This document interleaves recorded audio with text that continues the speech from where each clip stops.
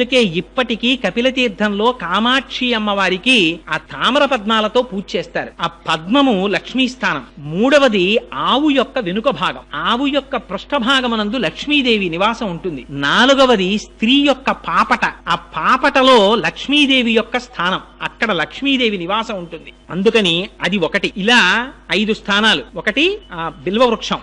ఆ బిల్వవృక్షం అంటే ఆ బిల్వదళంలో. రెండవది పద్మం. మూడవది స్త్రీ పాపట. నాలుగవది ఏనుగు యొక్క కుంభస్థలం. అందుకే గజారోహణం అంటుంటారు.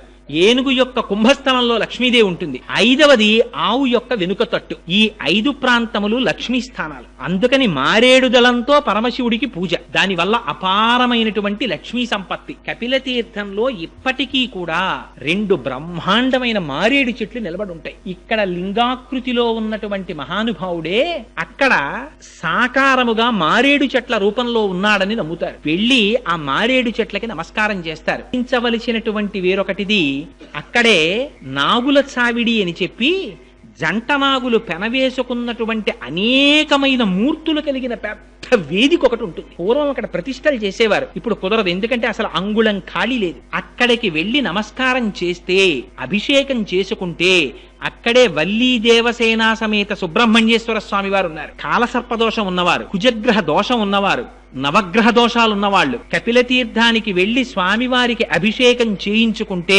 వాళ్ళకి ఉన్నటువంటి సమస్త గ్రహ దోషములు పోతాయంటారు. అదిగో అంతటి పరమపావనమైనటువంటి క్షేత్రం ఆ కపిలతీర్థం. ఆ కపిలతీర్థానికి వెళ్లి సేవించినంత మాత్రం చేత పాపములు నివృత్తి చేయబడి తదనంతరం ఆ శేషశైలాన్ని అధిరోహించి ఆ లోపల ఆనందనిలయాధీశుడైనటువంటి వెంకటాచల ప్రభువుని సేవిస్తారు. అందుచేత పూర్వం అసలు కపిలతీర్థాన్ని సేవించకుండా, కపిలతీర్థాన్ని దర్శనం చెయ్యకుండా అసలు ఒక రాత్రి నిద్రపోవాలి కపిలతీర్థంలో. ఆ తరువాత మాత్రమే వెంకటాచలం కొండ మీదకి వెళ్లేవారు. ఇప్పుడు చాలా మంది కపిలతీర్థాన్ని విడిచిపెట్టి వెంకటాచల కొండ మీదకి వెళుతున్నారు. కాబట్టి నా మనవి ఏమిటంటే, ఈ మాట మీరు వెంకటాచల క్షేత్రానికి వెళ్ళినప్పుడు తప్పకుండా కపిలతీర్థాన్ని సేవించండి. అది మహత్తరమైన అటువంటి తీర్థాన్ని సేవించడం చేత, అటువంటి శివలింగానికి నమస్కారం చెయ్యడం చేత మన శరీరమునకు పట్టినటువంటి పాపరాశి ధ్వంసమై మనకి కావలసినటువంటి భగవంతుని యొక్క అనుగ్రహం ప్రసరింపబడిన నాడు మనకి కావలసినటువంటి కామితములన్నీ వాటంతట అవే తీరిపోతాయి.